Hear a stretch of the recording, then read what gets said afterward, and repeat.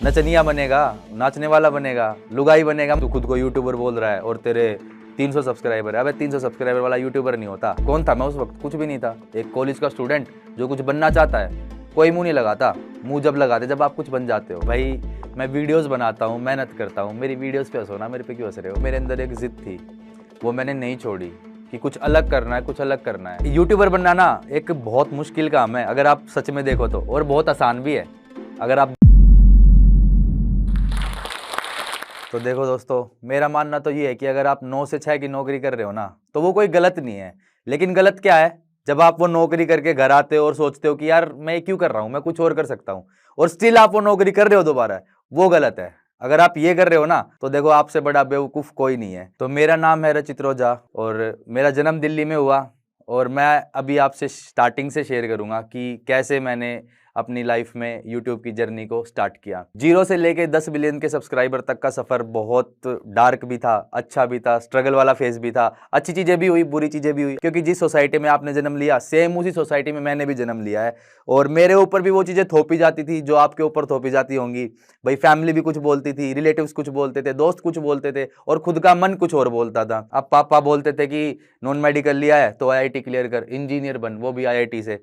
तो ठीक है भाई, अब जेई मेंस दिया, जेई मेंस देने के बाद जेई मेंस तो क्लियर हो गया। फिर ये था कि एडवांस दो, एडवांस दिया बट एडवांस क्लियर नहीं हो पाया। अब भाई डीयू में से भी एडमिशन कैंसिल हो गया, अब क्या करूं? अब ड्रॉप ले रखा था, तो अब यही था कि भाई अब कुछ नहीं है, अपना तैयारी करता हूँ एग्जाम की, एंट्रेंस एग्जाम क्लियर करूंगा, आईआईटी में जाऊंगा। बट साथ साथ में यार मेरे अंदर एक वो चीज तो थी कि जिंदगी में कुछ अलग तो करना ही है। फिर मैंने फर्स्ट टाइम देखा था आशीष चंचलानी का वीडियो देखा था मैंने। उसमें मतलब चंचलानी ने खुद ही सारे कैरेक्टर प्ले किए थे। माँ भी खुद ही बना हुआ था, बाप भी खुद ही बना हुआ था, बेटा भी खुद ही बना हुआ था। अगर उसको गर्लफ्रेंड दिखानी थी तो वो गर्लफ्रेंड भी खुद ही बना हुआ था। तो फिर मैंने सोचा कि यार ये भी तो एक फील्ड है, और वो फील्ड थी यूट्यूब। मैं ये भी तो कर सकता हूँ।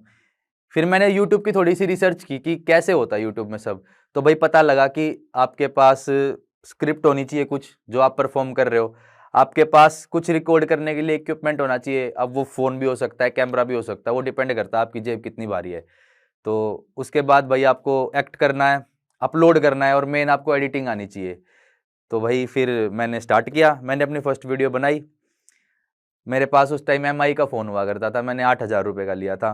भाई इधर उधर से 150 रुपये और जोड़ के एक ट्राईपोड लेके आया, और उस कमरे में खुद ही लगाया सेटअप, ट्राईपोड लगाया, फ़ोन लगाया, और कॉपी करी यार वीडियो। स्टार्टिंग में हर यूट्यूबर कॉपी करता है वीडियो, जो कोई नया यूट्यूबर बनना चाहता है ना, वो किसी ना किसी की कॉपी करता है कि मैं ऐसा कुछ क्रिएट करके देखूं। और वो उसके लिए एक प्रैक्टिस होती है। तो मैंने भी कोई वीडियो उठा के कॉपी करी और बनाई फिर मैंने वीडियो। मैंने एक दो लोगों को दिखाई, वो भाई बहुत हंसे मेरे ऊपर, बहुत मजाक बनाया।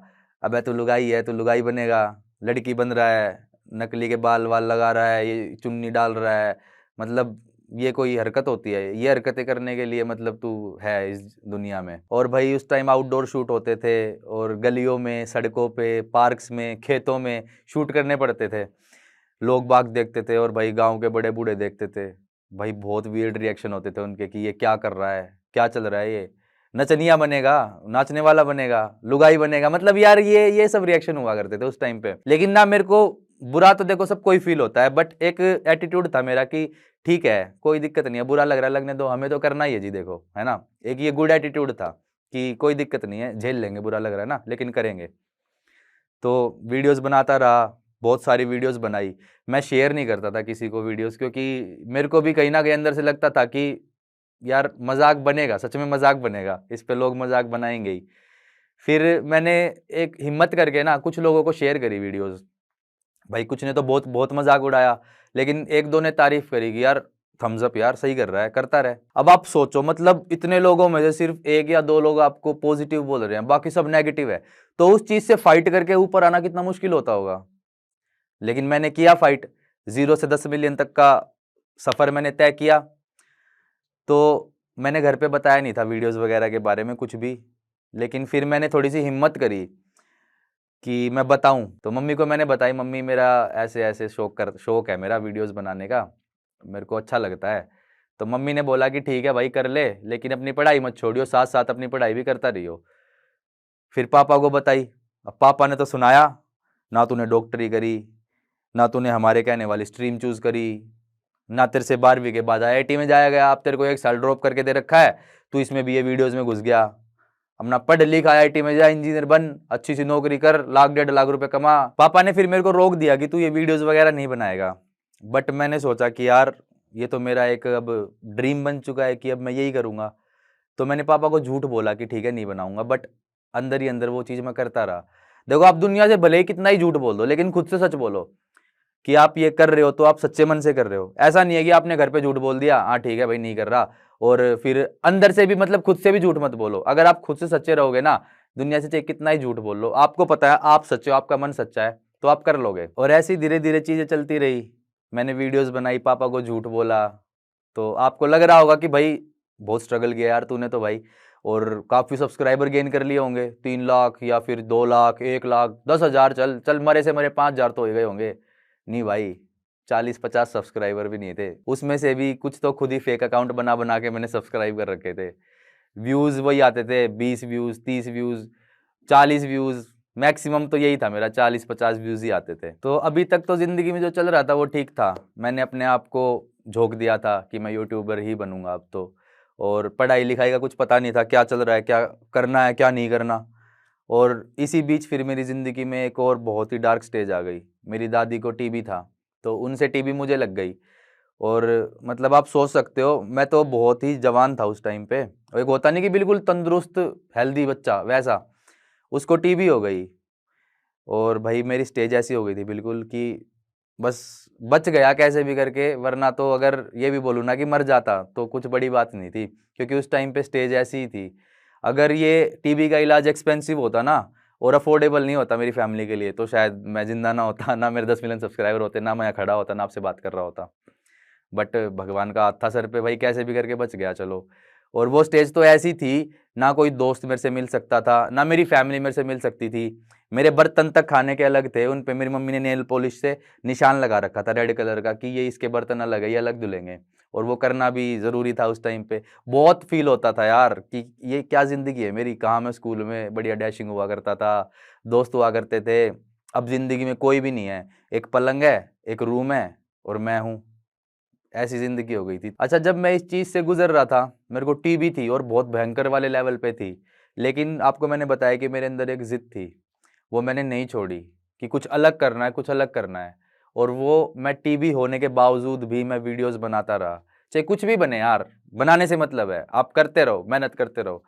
तो टीबी होने के बावजूद भी मैंने बहुत सारी वीडियोस बनाई, लेकिन कोई रिस्पॉन्स यार मिला नहीं। मैं तो दिखने में भी बहुत बदसूरत हो गया था, सूख कैसे काटा हो गया था मैं, ये गाल की हड्डी है ना ये दिखने लगी थी, ये जो रिब केज होता है ना ये दिखने लगी थी, रिब्स।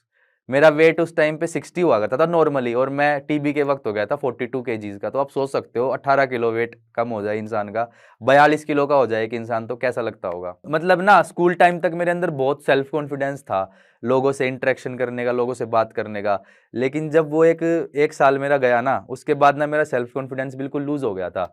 मैं ना कतराता था लोगों से बात करने में, बहुत शर्म सी आती थी कि मैं किससे क्या बात करूं, कैसे बात करूं। तो कुछ थोड़े बहुत दोस्त बने, फिर मैंने उनको बताया कि भाई मैं ना यूट्यूबर हूँ। तो कह रहे अच्छा, कितने सब्सक्राइबर है भाई तेरे, यूट्यूबर है तू मतलब। मैंने बोला भाई यही हैं 300 सब्सक्राइबर या 320, ऐसे कुछ सब्सक्राइबर थे मेरे उस टाइम पे। 1 साल मैंने ये वीडियोस बनाई थी उसके बाद। तो वो मेरे पे हंसने लग गए कि तू खुद को यूट्यूबर बोल रहा है और तेरे 300 सब्सक्राइबर है। अबे 300 सब्सक्राइबर वाला यूट्यूबर नहीं होता। उन्होंने मतलब बहुत मजाक उड़ाया। तो दोस्तों ने जब मेरा मजाक उड़ाया ना, तो थोड़ा सा एक हर्ट हो गया दिल में कि भाई मैं वीडियोस बनाता हूँ, मेहनत करता हूँ, मेरी वीडियोस पे हंसो ना, मेरे पे क्यों हंस रहे हो। फिर मैंने फील किया कि अब तो यार करना ही है। कॉलेज में आने के बाद ना मैं छोड़ चुका था, मैंने गिव अप कर दिया था कि यार यूट्यूब छोड़ो, कोई दिक्कत नहीं है यार, यूट्यूब यूट्यूब नहीं करना, अपना पढ़ूंगा लिखूंगा, अच्छी सी कंपनी में प्लेसमेंट लग जाएगी, 50,000 60,000 70,000 रुपये सैलरी होएगी, आगे आने वाले टाइम पे वो सैलरी बढ़ के 1 लाख हो जाएगी, बढ़िया ज़िंदगी हो जाएगी, एक अच्छी सी छोटी सी गाड़ी ले लूँगा।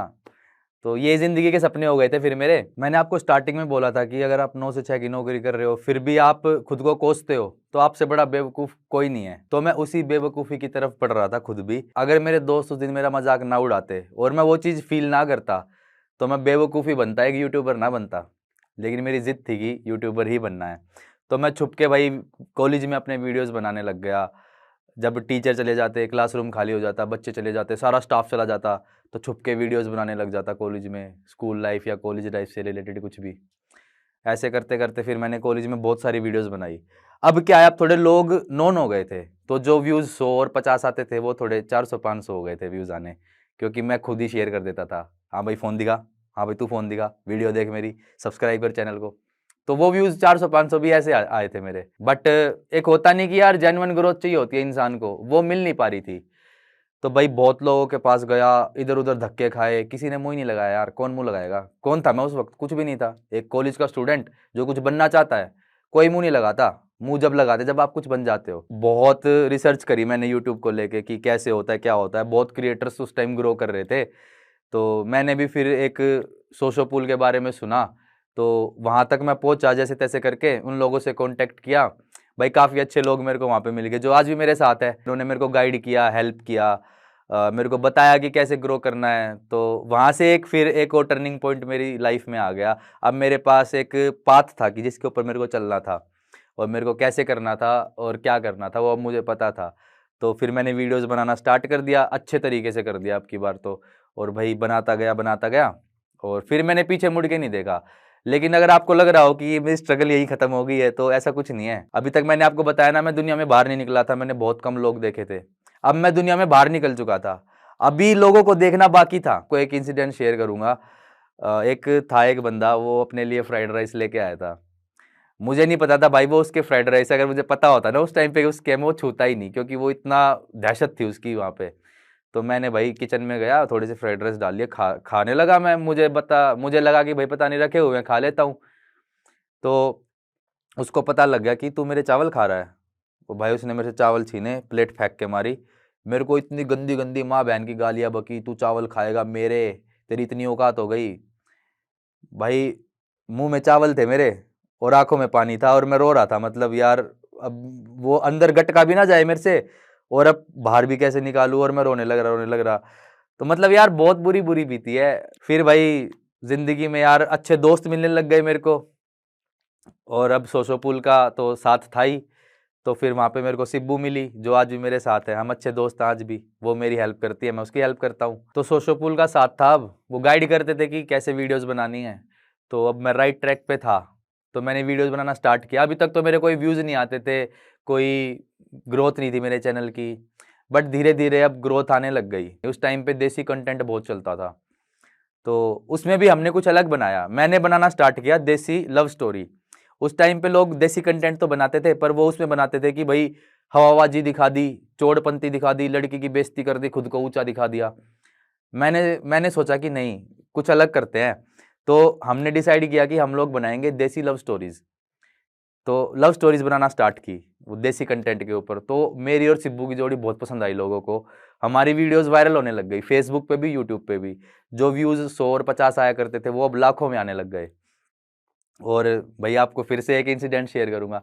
वही बंदा जिसने वो चावल वाला सीन किया था मेरे साथ, मेरी एक वीडियो थी जो फर्स्ट टाइम एक दिन में 1 लाख व्यूज गए थे उसके। मैं बहुत खुश था भाई, यार एक दिन में 1 लाख व्यूज आ गए मेरे। यकीन नहीं हो रहा था खुद पे। मेरे पास उस टाइम 6S फोन हुआ करता था, जिसमें अंगूठा लग के अनलॉक हो जाता है फोन।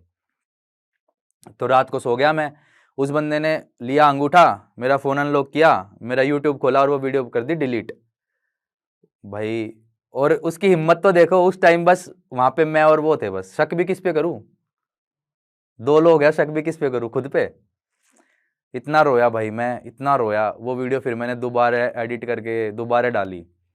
और देखो वही है ना, आपके साथ कोई गलत कितना भी कर ले, आप सही हो ना, तो आपके साथ कोई गलत कर ही नहीं सकता। वो वीडियो मैंने दोबारा डाली, और वो वीडियो बहुत चली। वो लाख गई थी ना, वो मिलियन चली गई भाई दोबारा डालने के बाद। धीरे धीरे मेरे सब्सक्राइबर गेन होते गए। जो सब्सक्राइबर मेरे 300 थे, अब वो हजारों में पहुंच गए, और वो फिर धीरे धीरे करके लाखों में पहुंच गए। 1 साल के अंदर मेरे 300 सब्सक्राइबर थे, जब मैं स्ट्रगल कर रहा था अपने ड्रॉप ईयर वाले स्टेज में। लेकिन अब 1 साल के अंदर मेरे 1 मिलियन सब्सक्राइबर हो गए थे, और उसके अगले 2 साल में मेरे 10 मिलियन हो गए।